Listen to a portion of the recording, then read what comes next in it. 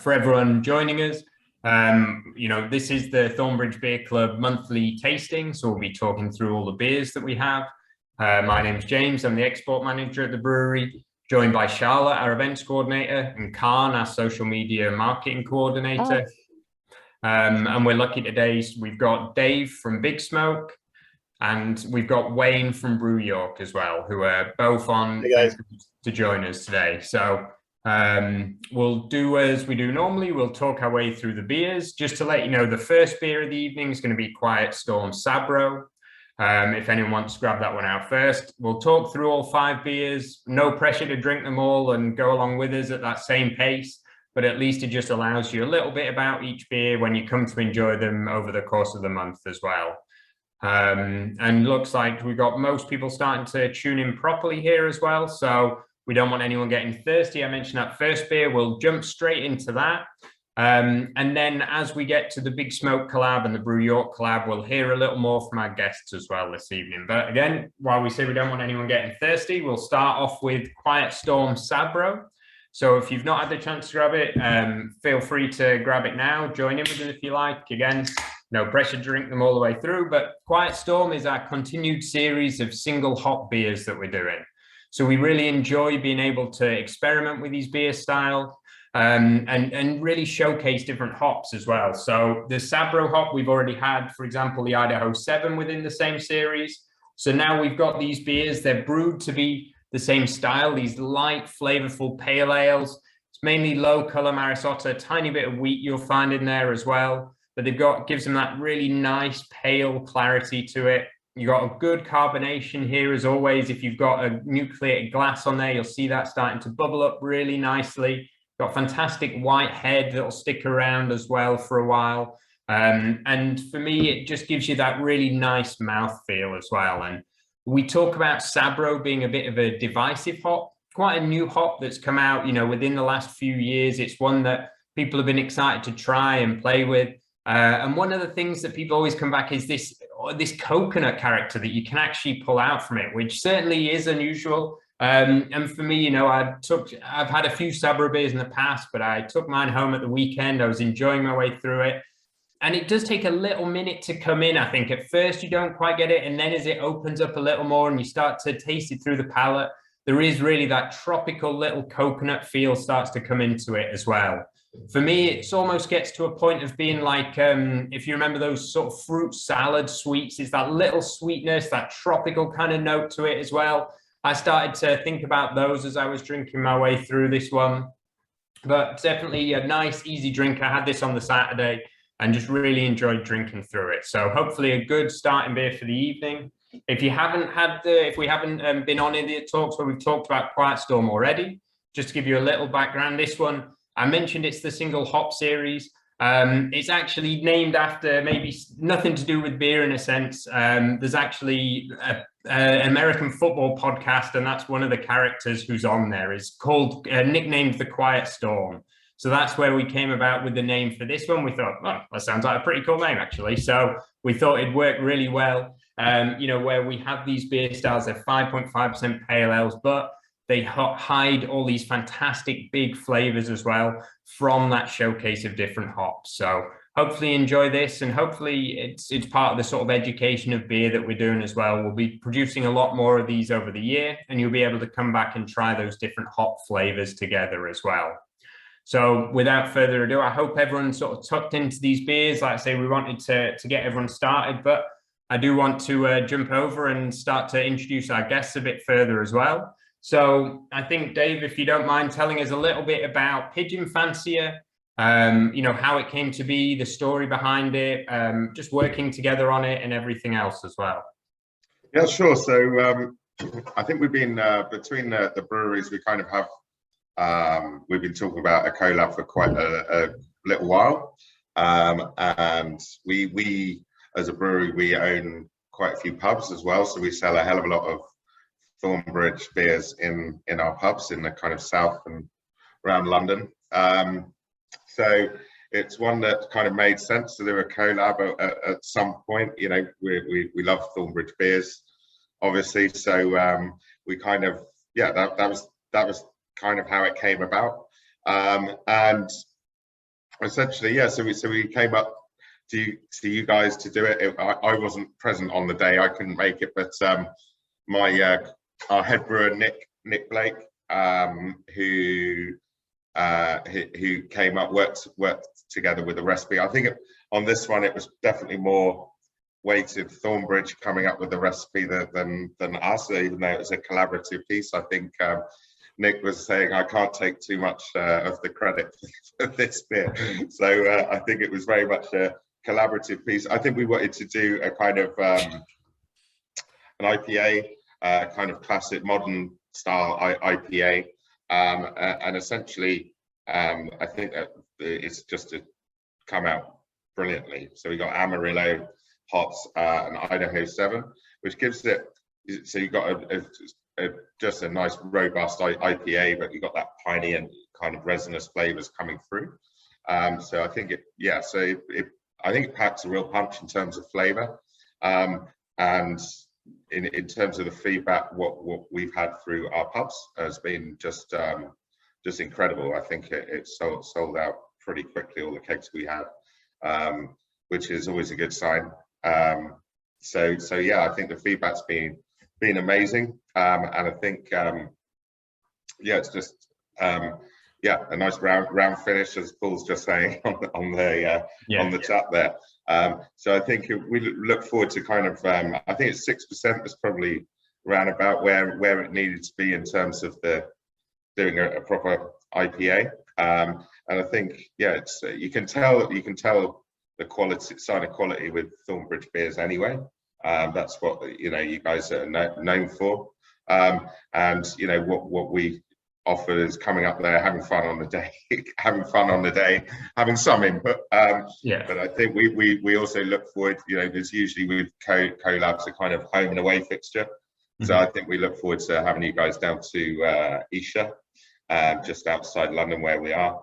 So yeah, and the name wise, I think that was you guys, but we have a pigeon on our kind of logo, which is kind of the big smoke London thing. We started just outside London, in Surbiton, where we started, and there's loads of pigeons around there. So that's why we have a pigeon on. So the pigeon fancier, I think, is more of a northern thing than a southern thing. So there's a bit of confusion on some quarters about the name, but it's been good fun. And yeah, but yeah, if you want me to talk a little bit about the brewery as well.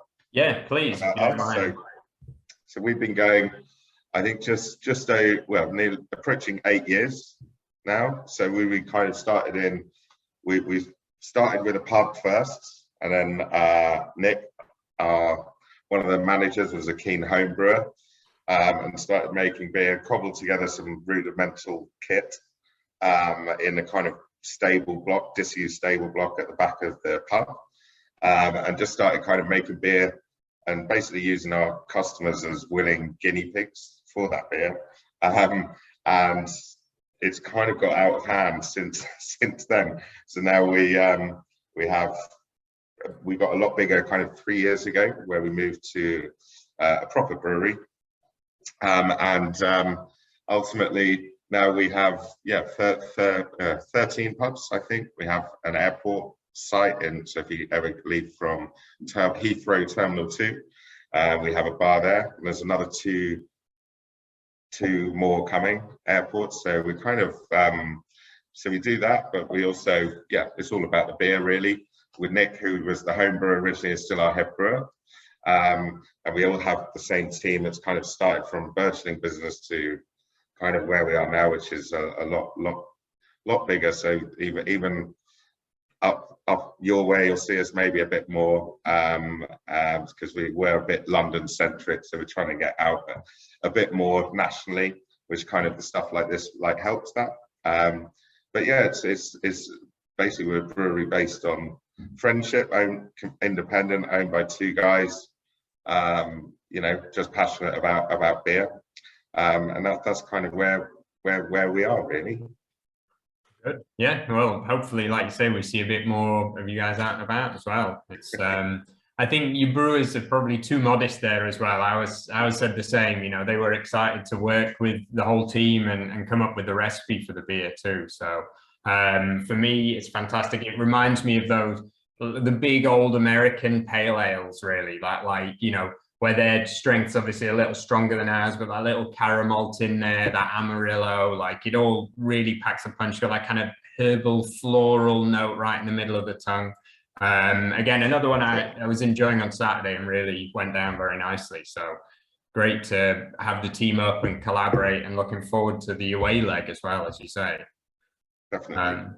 Yeah. And then, I mean, so I know you mentioned getting out and about of London a bit more and going to things, but have you got anything particularly coming up you can tell us about? Anywhere we can find you? Any festivals, events, anything like that? People from all over the UK are on the chat, so. Yeah, we're going to be doing a few festivals this year. We're still kind of ironing out, putting the finishing touches to the plans. I think Bigfoot Festival we're doing. I don't know if you guys are doing that one, but that's a really kind of I think it's in Buckinghamshire, but that's a really good kind of craft beer, straight music festival, and we've done a beer with them for that as well. So that will be coming out soon. Yeah, trying to think what else, but all the kind of London craft beer fests and central ones. So all of those. I think there's one in Manchester is probably the closest to you guys. So I think we'll be doing all those, which we just love. Like it's nice now, kind of coming out of COVID. It's doing all the Zooms are nice, but it's nice when you can actually chat to people in person and do all that. So yeah, it's yeah, we'll do any festival really. We enjoy going to them. We do get some that, you know, maybe not so beer related. We do quite a few kind of food ones and that kind of thing. And we're right by, our brewery's right by Hampton Court. Okay. So we do quite a lot with Hampton Court and that kind of thing. And yeah, so yeah, you'll see us out and about, definitely. Brilliant. Oh, good. And then, I mean, in London, of course, you've got a whole estate of places to go and drink your beers and, you know, just have a great afternoon as well. So for anyone down there, you know, check out the website and things I've been looking through as well with the whole, like I said, the whole estate of pubs on there too. Yeah, so on the pubs, just to give everyone an idea, so it's not just big smoke beers. We sell kind of maybe independent UK breweries. So it's like going to a beer festival every time you come to one of our pubs, essentially. So we have about 20 keg lines with different beers, and usually anything between 6 and 18 beer engines with cask. So we sell a hell of a lot of cask, and it's always rotating all the time. We don't have any kind of fixed lines. So it's up to the managers. They're quite knowledgeable about what beers to put on. And you know, they know what their customers like as well. So it's all about kind of variety, matched with some kind of good food and stuff as well. So you won't find many of the pubs kind of central London. They're kind of a little bit out, but that's kind of seems to be our kind of comfort. So you don't have to pay nearly as much rent as some days. I believe it.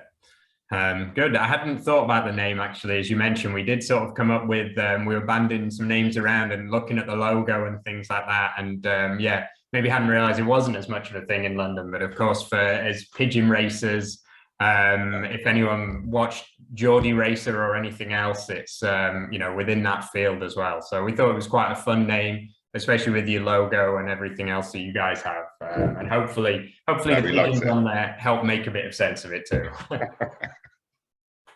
Brilliant. And then anything else you'd like to sort of have you got like an online shop we can visit or anything while we've got everyone on here, if people have enjoyed the collab so far? So we had an online shop, a story with the online shop. So we had an online shop pre-COVID, but no one really used it. It wasn't where we really sold our beer. And if I had an order come through, it would take me half a day filling out a FedEx thing to deliver it. So we kind of did, I think, 63 orders in 2018 online. So tiny, you know, really tiny. And then kind of COVID happened, and we obviously, like all breweries, kind of everything went to can, and we kind of were doing lots of this kind of thing. with our kind of people buying our beer, and we went from like 63 orders one year to 27,000, I think, the next year. So it kind of went mad, which is really kind of humbling for us, because we didn't really know that was a thing for us. But we were kind of, a lot of that was kind of local people wanting to support our business and keep it going kind of through what was obviously a difficult time for everyone. So I think we were quite humbled by that, and kind of so have a look at the website by all means. But it's just it's nice to be able to do that, and it's kind of come on quite a way since when we first had the web shop. So it's kind of it's been a success, but it's been none of us knew how to do it logistically or anything like that. So now if you place an order, it should be pretty smooth, whereas initially we were all over the place. But it's been a really fun kind of learning curve, and you kind of it's just been good fun, really. So now it's reasonably polished in terms of that, and we kind of we try and keep it interesting with new beers like this. So it's so thank you for letting us collab with you guys. Yeah, for sure. And I mean, it's a very familiar story, as you say. We were chugging along with online, and then COVID hit, and all of a sudden, an e-commerce manager was brought on board and everything else, just to really make everything a bit more professional as it was needed. And then Beer Club happened as well. So, suddenly we need all of that to be up to speed. So it's very strange times for sure. So, but thank you for talking us through a little bit of that. And then people might pop questions in the chat as well for you or anything. I know you already started answering them too, but if anyone's got any, pop them in. Any plans for big smoke pubs in the north? No, not currently, but I think I think we're going to be opening another 4 to 6 pubs this year. Wow. But I'm not sure how north. The most northern one at the moment, I think, is Berkhamsted, so that's not very north at all. I think we would like to in time. I think it's just harder from a logistics and operational point of view. The further they are away, the harder it is. So, and we need to we're quite hands-on. The owners are quite hands-on. So I think initially probably not, even though we would like to, definitely. Yeah. At some point. Sounds good. Well, hopefully we'll see you up here as well. But and thanks again for talking us through. So we'll tuck into the next beer in just a sec, but I thought I'd just, you mentioned briefly on events and things there as well, and we've got Charlotte on here too. Charlotte, is there anything you want to let people know with our upcoming events and everything else, any Peakender updates as well or anything? Yes, we've got a couple of festivals coming up soon, which is really exciting. Really looking forward to getting stuck into again. So next weekend on the 1st and 2nd of April, we're going to be in Derby, because we've got the Great Derbyshire Beer Festival, which is being run for the first time at Bustler Market. So we'll be alongside a lot of other local breweries. I think Buxton are going to be there, Pentridge, and then people like Shiny and some of the more sort of traditional focused breweries as well. So I think it'll be a really lovely mix. I think that's ticketed, but you can grab tickets. I think they are on Gigantic, but if you just Google Great Derbyshire Beer Festival, if you want to pop along to that one, there are 2 sessions on Friday and Saturday. So that'll be good fun. And then the weekend after, we have been very kindly invited up to Brew York for their birthday celebrations. So we'll be up there with Wayne and the guys, bringing in their 6th birthday, which is mad, but can't wait to get involved in that. So again, that's a Friday and Saturday deal. So it's the 8th and 9th of April. You can head to their website to get tickets if you want to come up to that. We're going to be doing tastings with them. I think there's going to be some YouTube live stuff that they're doing as well. So if you can't make it, you should be able to jump on and have a look at what's going on and all of the other breweries that are involved as well. So it's definitely worth checking out on the socials if you can't make it up. But if you can, it would be great to see you there. And then looking a little bit further forward across, I think it's the 5th and 6th of May, we're going to be down at Brew London. So if anyone's in the south and fancies coming down to that, we're going to be at that as well. We'll have a load of lovely keg beers on. So I think we'll probably have about 12 lines there. So it's definitely worth popping along to if you're around and about. Fantastic. Cheers, Charlotte. So yeah, we're all over the country really, which is always nice. So we'll have those. And then on the back of mentioning Brew York, we'll, I think probably time to tuck into some Thorny Eagle. So if you don't mind jumping on, Wayne, and again, the same, talk us through the beer and then tell us all about Brew York and the brewery itself as well. Yeah, no problems. Hi, guys. It's definitely power drinking tonight. I've just gone through 2 cans rapidly, so I had to nip to the loo, so apologies about that. So Forney Eagle's myself and my business partner Lee, who set up Brew York, as Charlotte said, 6 years ago. Huge fans of Thornbridge, as you can probably tell by the fact that we're sat in my homebrew pub in the garden, little shed bar, where I actually did the first test patches for Brew York many years ago. And on the wall behind me, as it's been for many years, is a Jaipur poster that James actually gave me at one of the festivals many years ago. So we're huge fans. So it was a bit of a bit cheesy, a bit of a dream for us to get to brew with Thornbridge and to try and replicate or take something from both breweries and do something that we really like. So Forney Eagle was inspired by Jaipur, but also by a West Coast IPA that we brew called Big Eagle. So we tried to take a bit of the best of both. So on the can, we've said it's a modern West Coast IPA. And when we say modern West Coast IPA, what we're referring to is the fact that for a West Coast IPA, for me personally, it's usually a bit more malt forward, so a bit more of a darker in colour beer, which is what we try to do with Big Eagle, whereas Jaipur is more of a really clean, crisp IPA where you get it's very much hop driven. So we kind of took the malt, well, we got rid of the malt forward approach that we normally take, and then we focused on the hops, and the guys kindly provided us with some of the Thornbridge House yeast strain. So the delivery team brought that down to us, and we used that in the beer, which was amazing. The guys in the production team were blown away by the viability of the yeast, which is pretty geeky. You can go into all sorts of details on this, but we did all our yeast tests, and we had 100% viability, which we've never had on any yeast we've used in the brewery. So that's how well the guys look after the yeast in Thornbridge. So yeah, cheers for providing such a good yeast strain on it. No worries. Our brewers will also, talk endlessly as you like about all our different yeasts and things too. So I'm sure they'll be very happy that you were so pleased with it and it worked well on the beer. And it was rapid as well. So it's the fermentation. So the viability of the yeast really helps with the fermentation. So how quickly the yeast can convert the sugars into alcohol. So that the fermentation was really, really quick. And this beer was something we brewed. It feels like a long time ago now, but I think it was about 6 weeks ago.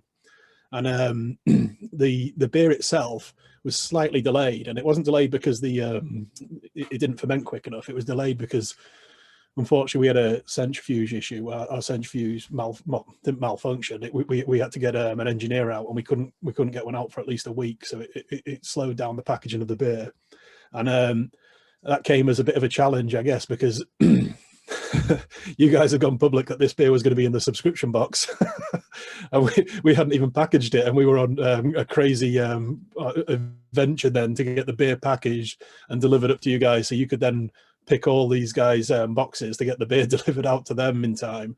And this is a recurring nightmare for me, because it happens to us pretty much every month, because we brew so many different specials. We always commit to one of them being in the box, and we always run around like idiots last minute trying to get that beer packaged into our own subscription box in time to get to the customers so we can do some tastings. So it was kind of nice for us that we hadn't planned on launching the beer ourselves until a little bit after we launched it. So most of the people who got the subscription box from Thornbridge we had pretty much a good exclusive there, because it doesn't even go into our subscription box for another 2 weeks.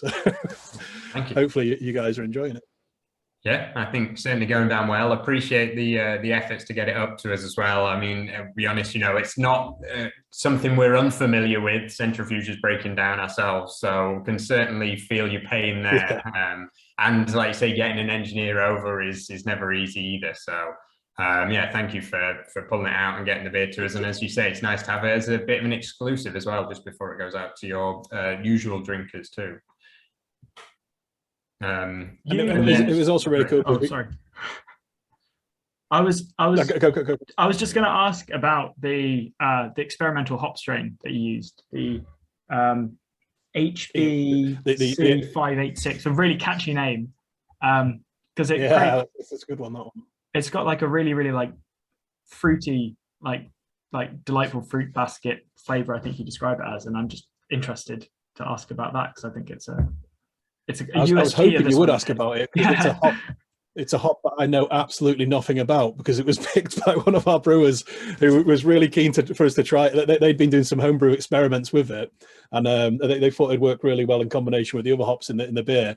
And before going on stream earlier, I was having a look through and I was like, what do I know about HBC 696 or 5986? I was like, absolutely nothing, I'm afraid. So I'm sorry, I can't add too much to that one. I should probably explain a bit about my background because I myself and Lee set the brewery up 6 years ago.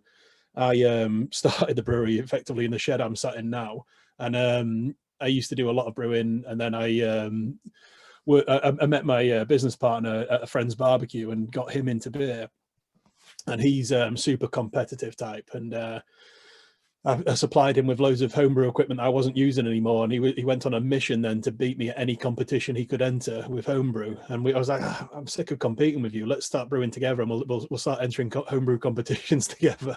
And when we started the brewery, we both used to do everything. So it's just, I guess, a typical story. We'd sell beer, we'd brew beer, we'd deliver beer, we'd do everything. And then as the brewery grew, my background prior to starting Brew York was in finance. I used to be a finance director. So I stepped away from the production and I focused on the business side. And then Lee took the lead in production. So we focused, the production side of the team's grown quite a lot since we started. And I do get involved. And the only involvement though now is me wandering around and annoying them and tasting all the beers that they've been brewing. So I don't input that much into production anymore, only that these are the beers that I'd like us to make. And this is the type of, flavor profile I'd hope we could recreate. So yeah, my input's not as much as it used to be in the production side anymore. I'm more of the going to a beer festival and getting drunk type of person now. That's the best kind. Actually on that as well, I don't know if any marketing manager on here, I saw you're actually advertising for a job at the moment as a marketing manager there. Yeah, so Nadia, our current marketing manager, has been with us, I think, just over 18 months now, and she got the job during COVID and relocated from London to York in a lockdown city, not knowing anybody, and has done a brilliant job. She's really moved us forward leaps and bounds in our social media and our promotion of what we're doing. But it's got to the stage now where I think she's ready for a new challenge, and I don't mean a new challenge in work. I think it's just, York's a small city, and it's brilliant if you're quite old school like me and you love going to a pub and drinking a nice pint of cask beer and knowing everyone in the pub. But if you're a little bit younger than I am, I'm sure there's better cities to live in to meet people and socialize. So I think she's ready for a new change in that respect. And I'm really pleased for her. She's got an amazing job that she's managed to apply for, but it leaves me with a massive hole in the team to fill. So I need someone to come and work for me to look after all our social media, all our marketing and promotion. And yeah, we've got lots to well, I've got lots to do now to try and get someone to replace. Well, we've got lots of tech savvy people on here normally, and so yeah, if anyone is looking for a job or is knows people, definitely a fantastic expanding brewery to apply for. So get your CVs ready if you've got the chance there. And drop it to people@brewyork.co.uk. Perfect. And then I know Charlotte's already mentioned. Oh, sorry, Wayne. I'll drop it in the chat so people can see the email address if they know anyone. Well, and Charlotte mentioned about how you were going up there to do the event there, of course, in York. And so can you tell us a bit more about your birthday bash? It's 6 years now. It's gone very fast. Yeah, it's kind of strange because obviously prior to COVID, we used to organise and host lots of events. So we have a tap room in York City Centre. James, so I don't know if it's just coming from my end, but you sound a little bit like Daft Punk at the moment. Maybe it just might James be or myself an as well. internet thing. Is mine? Is it just James, or am I sounding Daft Punk-esque? You both sound all right to me. There's just like an occasional lag, so I just crack on. Yeah, please, Wayne, let us tell us more. Yeah, so lost my train of thought now. So yeah, so the city in York City Centre, we have a tap room and beer hall. So the original brewery and the tap room are joining it. We have about we have 10 lines of keg and about 6 lines of cask in there now. And then the adjacent to that, we have a beer hall, and the beer hall we opened about 3 years ago, well, maybe 4 years ago now. We put 40 keg lines in there, so it was like having a beer festival every weekend, which was really cool. And we got so comfortable in that and hosting festivals and events that it kind of didn't seem much of a challenge anymore.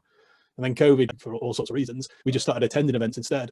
And then now the stress comes on of trying to host and organise a festival, like you guys will know a lot about, of doing a much bigger scale festival and involving camping.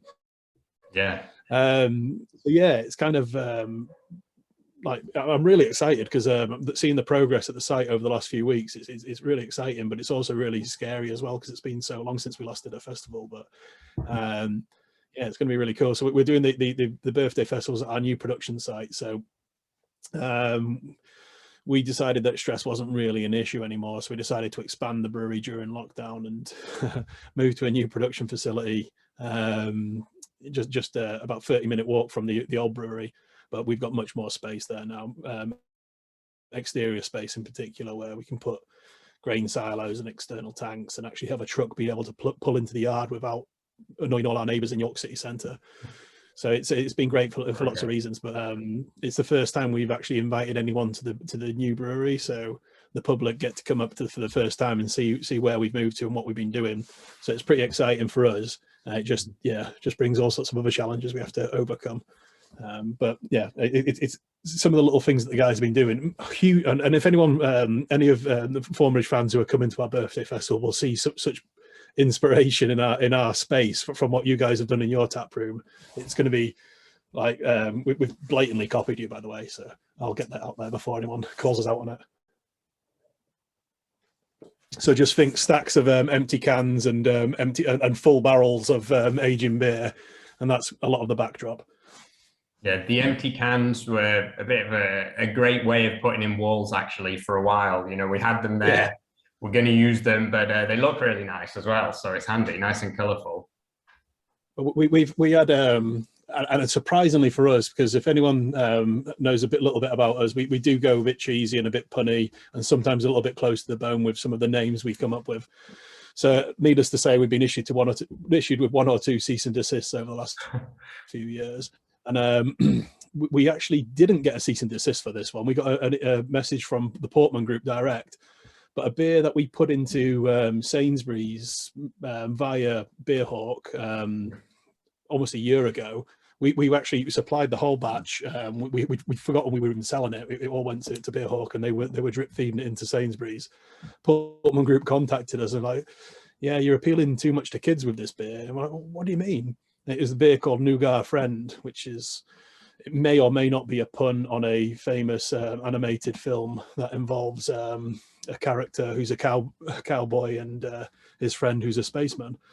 And yeah, we decided to comply with it. We didn't think, to be fair, you know, that there's lots of things about that beer that made it obvious that it wasn't appealing to kids. But we decided to just go with the decision, mainly because we weren't ever planning on selling that beer again. It was a one-off special we did for a customer that we sold the whole batch almost a year ago. But we did have a few leftover fully printed cans that we were maybe going to do a one-off release of. Mm-hmm. And then as soon as the Portman Group issued us this, we're like, well, actually, we've got some nice full pallet stacks of cans that could make some decorative walls somewhere if we use them. So yeah, that's what they've become. They've become walls in the new tap room. Good way of using them afterwards, for sure. And talking of beers, and you know, what have you got coming up? You know, what can you tell us about what have you got secretly coming through the pipeline?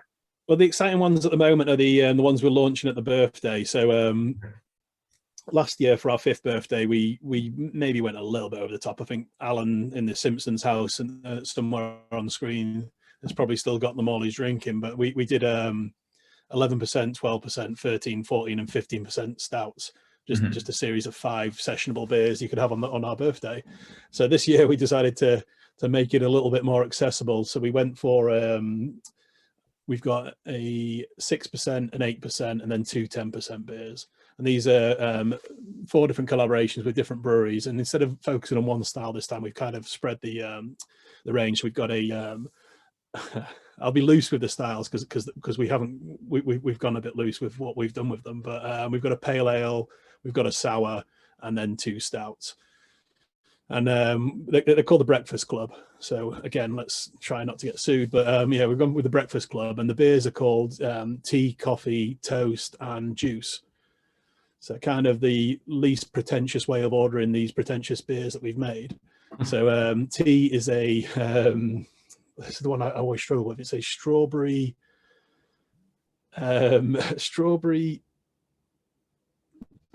milkshake tea. I don't know. It's basically a collab with Full Circle, and it's a strawberry and a strawberry tea pale ale. That's the easygoing one. The 8% one is a collab with Vault City. That one is juice, and that is a guava and passion fruit pastry sour, very juice like, but we've used 2 ton of fruit in a 40 hect brew. So we had to leave. So we have a 50 hectoliters brewery, which is I always get it wrong, but it's 5,000 liters. So we could only brew it to 4,000 liters, because once you add 2 ton of fruit into one of our fermenters, it would soon overfill. And we've kind of tried to go for the balance there, and we'll hopefully keep most of that fruit in the beer by the time it's finished. We've got a beer called Toast, which is a collaboration with a brewery called Guaylo from Hong Kong, and this is an imperial version of the beer we brewed with them a few years back. And Toast was it was a beer called Kaya originally, and that was a type of breakfast. It's a spread that they put on toast in Hong Kong, and it's like a coconut and pandan spread, and then they dip it into their coffee. So it's a really strange concept. Unless you've been to Hong Kong, you might not have experienced it before, but it's really tasty. And we brewed this a beer that was 5%, and we called it Kaya, and we launched it maybe 3 years ago. And it was a really, really cool beer. And we were like, but like you do, what could we do to make this beer better? Well, let's amp it up. So we decided to do a 10% version this year. So I'm quite excited about that. And then the 4th beer was a collaboration with Siren, and this one's called Coffee.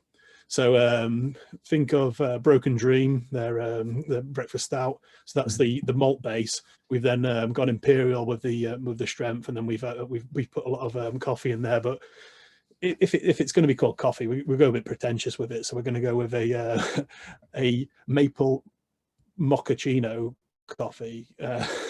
Nice. And we just had to be careful. It was going to be called a frappuccino, but then we realized that was a trademark of Starbucks.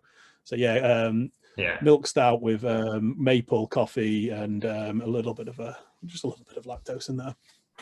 Nice. So yeah, 10%. We've limited ourselves to keep it quite sensible this year. But hopefully those beers will all be pouring at our birthday. So 2 of them, the juice and coffee, we're going to put on the soft serves to get some iced drinks going, and I think Alan will probably drink all of them. Yeah, it sounds great. Sounds like a great lineup as well, and collabing with all those great breweries too. I haven't had that you mentioned for breakfast in Hong Kong before, so I'll try the beer first, and then hopefully that later down the line as well. So, but yeah, they sound fantastic. Thank you for letting us know as well. It's nice to do it, and of course we'll have our away leg beer too, which we'll be sort of mentioning a bit more about down the line as well. Did we reveal the name yet, or is that still secret? Nothing yet. All under wraps until we get it finalized as well. So it'll be not next month, but the one after. We'll have it coming through. So we will come out about them properly soon. So I can't remember what date we're across to see you guys to do the brew, but I know that well, I think we loosely kept it. I think it was May, so I think we're across early May to brew the beer, which is something that we. Have you ever had a collab when like 10 people turn up from the other brewery? Because I think that's what we'll probably do. We're all super excited to come down. That'd be great. Yeah, I know, Simon particularly was very excited to come down, and Rob and Alan, of course, as well, come along and brew with you guys for the day. So we'll certainly return the favor as well. Unfortunately, we didn't get Alan to do much on the day. We wanted to get him on the canning line for a bit, but that's not what he told us. Alan said he headed towards he went straight towards the staff room and was drinking underfilled beers. And sorry, no, he wasn't. He was helping us quality control underfilled beers. And sounds about right there. So Alan, our Manchester rep, who is on the chat here, but is politely declining from defending himself. So yeah, he was down there helping out along with Simon, one of our founders, and Rob, our head brewer, who went down for the day to make this beer. So a great sacrifice, as Alan says there, a dirty job, but someone had to do it, and it's much appreciated because the results taste fantastic. So thank you guys. It was a load of fun, and Simon and Rob joined us on our YouTube live session. So once a month. So I'll do our bit of a plug here. So you guys have already helped me and plug the birthday, but we've been doing a subscription box for a bit as well. So I don't want to, and I'm certainly not trying to poach customers at all. So you guys get the exclusive of our beers if you stay in the Thornbridge Club. So don't come to us. But even whatever beer you buy, join us on our YouTube live session. So we do it once a month on a Friday. It's usually it's usually about the first Friday of the month, as long as we've got about 7 days to get the boxes picked and shipped. So if it's an early Friday, then it will be the second one. And what we do is we try and coordinate it with a collaboration brew. So if we've got someone in York for the day brewing with us, then we'll get them to join us on the YouTube live session. And we don't quite keep it sensible. We go like 2 hours of drinking imperial stouts, and by the end of it, we're obviously queuing to go to the toilets or waffling and giving away trade secrets. So join us because it's always fun. Because as soon as I nip off to the loo, which I always do, Lee starts revealing all the upcoming things we're supposed to be keeping close to our chests. It's amusing. I'll get back and the audience will be telling me what he's given away. I'm like, shh, no, don't mention that one yet. Well, hopefully so. And again, they're still on YouTube, aren't they? So you can check out the old ones as well. Yeah, you can watch them back. So, yeah. So yeah, if anyone wanting to look at that as well, you can then watch that on YouTube when Simon and Rob were up there. We got a question from Tom. Will the birthday beers be available in the online shop at a later date as well? Yeah, so anyone coming to the actual festival itself will get the weekend head start to try it either in person or to buy a mixed 4-pack to take away from them. As soon as the birthday festival's out of the way, they'll be going live on the web shop, and we'll be putting them into the public domain and selling it to trade. So yeah, if you can come down to see all the guys at the beer festival. If not, then you'll be able to get the beers shortly afterwards. Perfect, thank you. Well, yeah, and thank you for letting us know a bit more about it. It's yeah, I've been to the beer hall, of course, myself, and enjoyed the beers up there. I'll be back again at some point in the future soon, I'm sure, too. So thank you for giving us a bit of the history and the breakdown and the beer in good time as well. So thank you. And then that leaves us 2 more beers to kind of talk about from the beer club as well the rest of the month. And also let you know a little about what's coming up. But first, I'll tell about Bronx. So this is beer number 4 from the box here, an Irish American stout. And this one we actually brewed a few years ago as part of a year of beer project that we put together. We wanted to have a big American stout style. We put it in cask, and actually we launched it, I remember back just after Beer X one year in the Bath Hotel in Sheffield, and it led to a lot of sore heads the next morning. It was a very successful launch, so we say, purely from the amount of angry emails and social medias we got the next day telling us about people's poorly heads. So it's been around a while. It's always a beer that people have enjoyed. It's big, it's bold, it's got that fantastic dark character you'd imagine. It's got that kind of mocha head going around the top here that holds really well. There's a couple of British malts in here that we use. So it's not a, this is a malt forward beer we're talking about. You've got lots of different styles in here, your chocolate, your wheat, there's lots of roasted barley. And for me, that really comes through straight away, that nice, incredible roastiness to it. It reminds you of dark chocolate, espresso, but not too bitter. It's just a really nice balance. As it opens up a little bit more, you'll start to get that kind of licoricey, treacly character to it as well. So it's all about balance, especially at 7.2%, but a fun beer. And we always enjoy brewing this one. This was the first time we put it in cans. We actually have Mark from our finance team has been so excited for this one. I think of everyone from the brewery, from sales, from marketing, the finance team particularly has been getting really going about this, demanding we get it in cans. So it had to be done. So we brought this one back. The name for this one, after the area in New York, and I had a lot of Irish immigration over there as well, and Irish families living there. So when we looked into that nice mix between Irish American stout, we thought that was a nice snappy name for it as well. So hopefully people have been enjoying their way through this one, and want to look ahead a little as well. We briefly touched on beers upcoming, but Khan, if you've got the list for us for next month, if you don't mind talking us through, letting us know what we can expect. Yeah, absolutely. Hopefully I don't sound like a robot this time. That was entirely my own connections. I live deep in dark Peak District, far away. But yes, let's talk about next month. So first up on the list is Pandora's Box, which is our collaboration with Neon Raptor.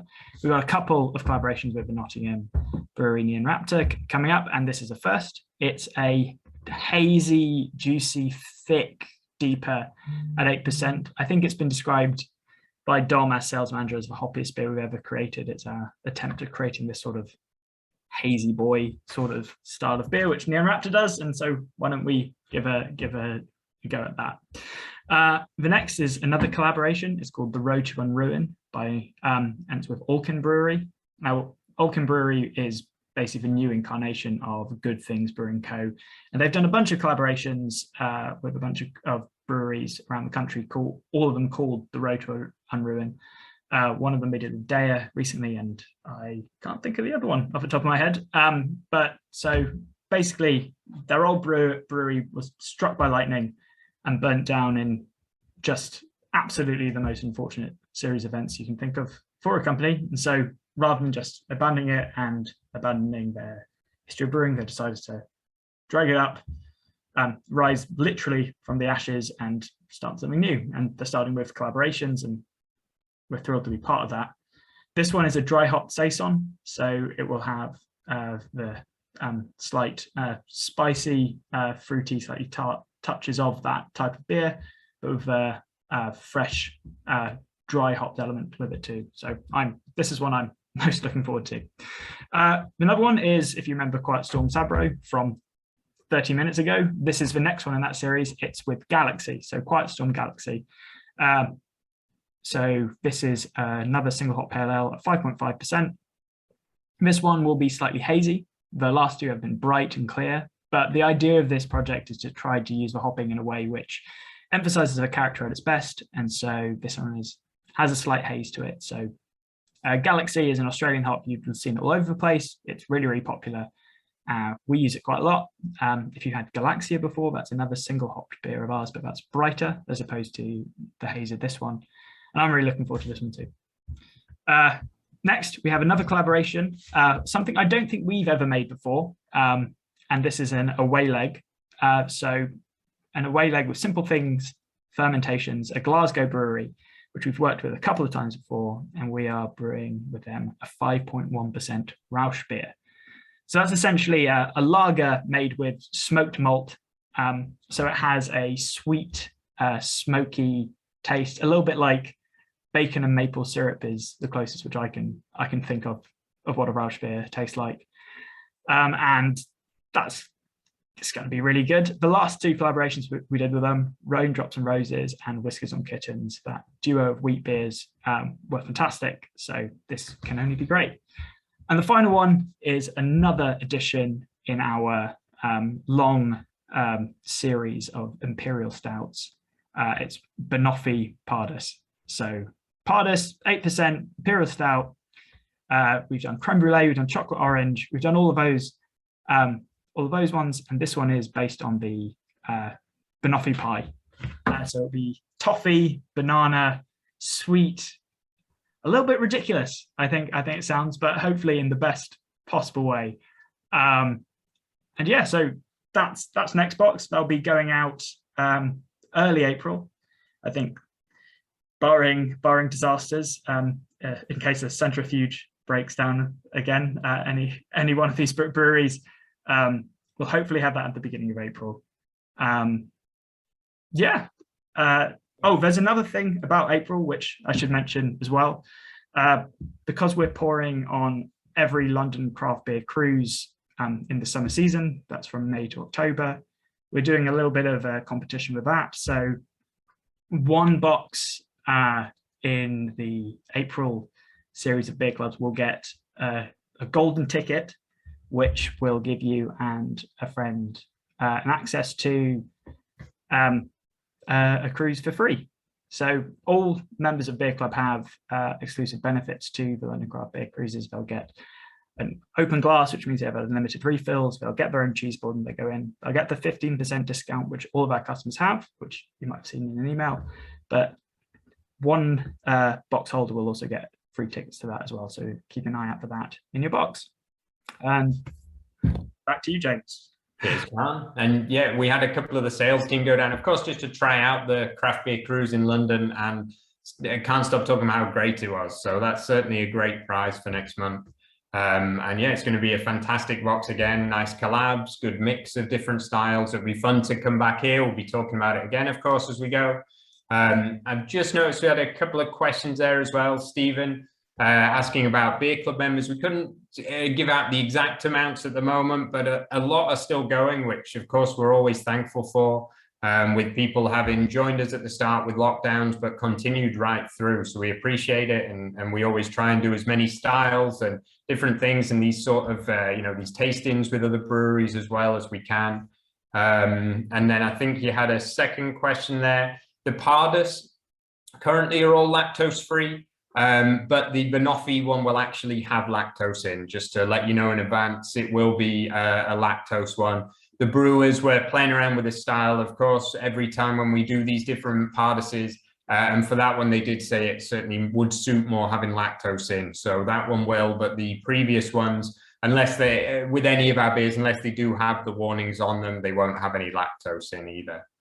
I saw about Grumpy's Brewery Tap with a smash mug. We don't have any plans at the moment. We've got lots of glassware.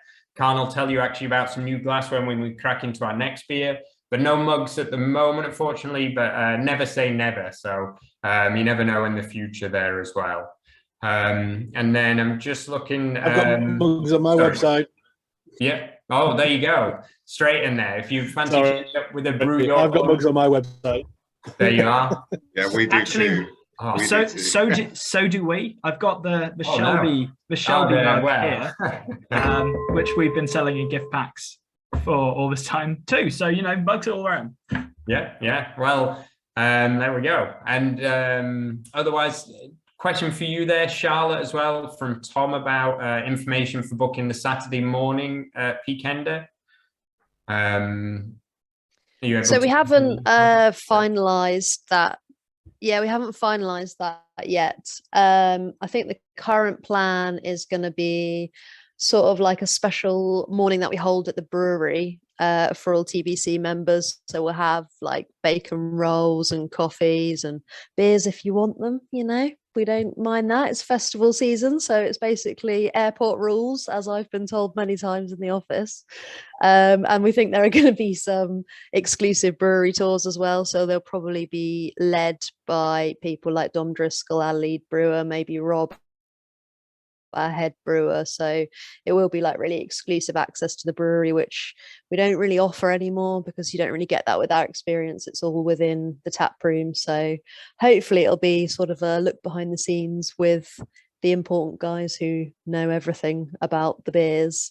And then the plan is also to give you guys exclusive sort of first access to book tickets to the tastings at Peakender as well. So once we've got that finalized with all the breweries and everyone that we're working with, we will probably be emailing you all out a link so you can have a little look at those and make sure you get the tickets to the talks that you want to come to. So we will be in touch with it with more details, but it's all a bit hectic at the moment. So I've spoken to Rebs and we think it'll probably be about May time. We'll have everything ironed out for you guys. Brilliant. Cheers, Charlotte. So yeah, keep your eyes peeled, but there will definitely be things that we'll be doing and lots of fun and excitement as always at Peakender, but particularly with the beer club as well. And so as we get into the next beer now, so we did the series with Quiet Storm, of course, and now as the final beer for the evening is Necessary Evil. So this is our big Imperial Stout series. And this one we did in rum barrels. So we've had different barrels as we've gone through, the classic, of course, being the bourbon barrel version. But this one we've done into rum. So we've got these huge range of barrels now at the brewery. We're aging out all sorts of things, but the brewers wanted to test out this series within them. We knew it worked so well within the bourbon barrel, but we just wanted to try a little bit more within this rum barrel now, for example. As we already did cognac too. So you'll see as you get this one, it is real nice. I still get that great dark fruit character that I always love to get from Necessary Evil, that kind of plummy, raisiny note. There's that burnt sugar that starts to come in, that almost like really sweet, but not too overpowering. The nice oak again as well from that rum barrel too. And I mentioned about the glass, you can see there, Khan, I've not been in the brewery this week, unfortunately, but Khan has, and he's picked up one of our new glasses. So we developed one to drink the Necessary Evil glasses in there. So can you show us and tell us a little about that one, Khan? Hi, yeah, I was muted. Three years of this, we should know now. Yeah, so it's a bulb-shaped glass specifically designed for dark barrel-aged beers. The idea is you have enough space to give it a proper swirl and get all those volatile compounds just up and aerating before you reach that narrow nose at the top, so you can just breathe it all in. It's got a nice little stem on it, so it doesn't heat up too much. It's quite similar, I reckon, to a brandy glass. If you're familiar with those, just give it a good swirl, get your nose in. Yeah, I love it. I'm really enjoying drinking with it at the moment. Good. I'm very jealous. And next week when I'm back in the office, I'll be picking myself up one as well for lots of tastings myself, and then next month's tasting as well too. So we've got Tina there with a 10K. You had a 10K today, so I hope that went well. And then you've also got that as a nice treat for once you get into the weekend anyway as well there. I saw one more question there, Charlotte, for Peakender. When will the bars be open? Do we know? Will it be on the Thursday or the Friday?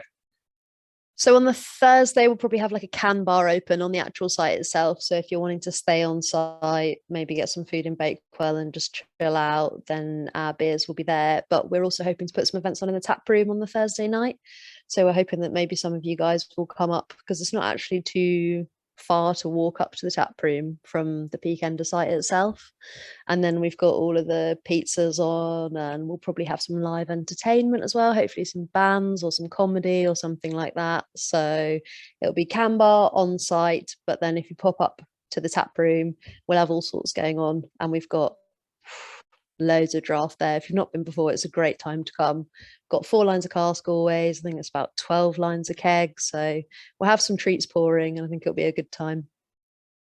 Perfect. And have we got any, we've got Abdi's coming up to see us at the weekend. Thank you very much. It'll be on the Saturday at the Thornbridge Tap. Do you know, have they got anything on this weekend, or is it just our classic beer, pizza and everything else?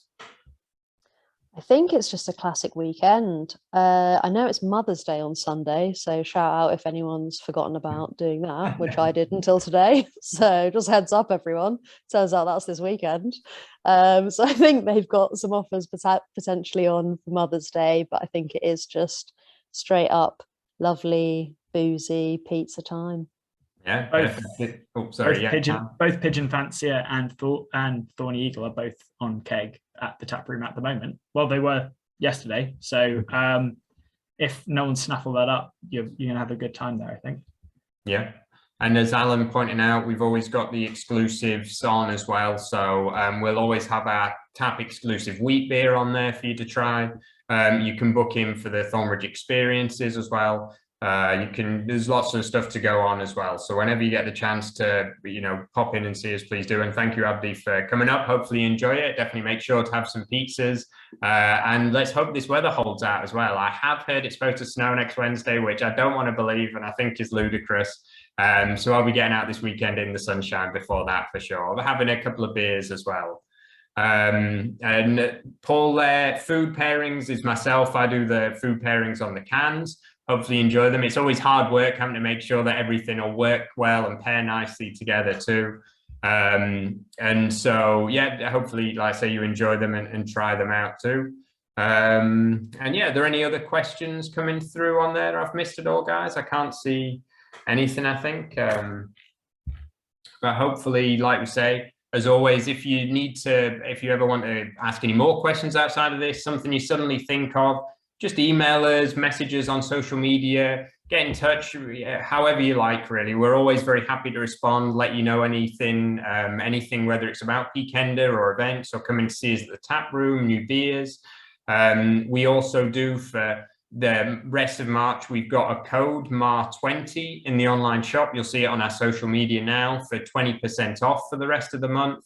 So please make sure if you've got any beers you need to buy, anything you need quick, new glassware, then hit us up with that and you can find all that in the shop as well. But what will you have in Derby next weekend, Charlotte? Do you know what we're pouring when we're at the festival? Yes, so we've just finalised the beer list. So on keg, we've got Jaipur, Lucas, Green Mountain, Allet, Pigeon, Fancier, and Pandora's Box. So again, if you want another go at Pigeon, Fancier, or come try it on draft, because it's quite interesting sometimes to compare between small pack, keg, cask.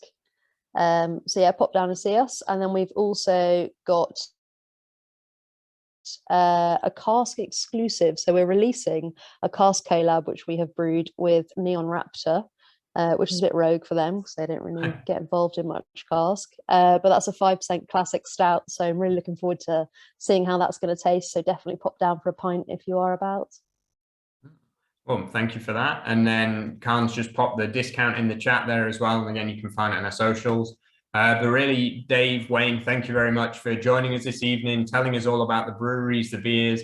Thank you for brewing the beers with us, most importantly. That's always the fun part and the exciting part when we get to drink them.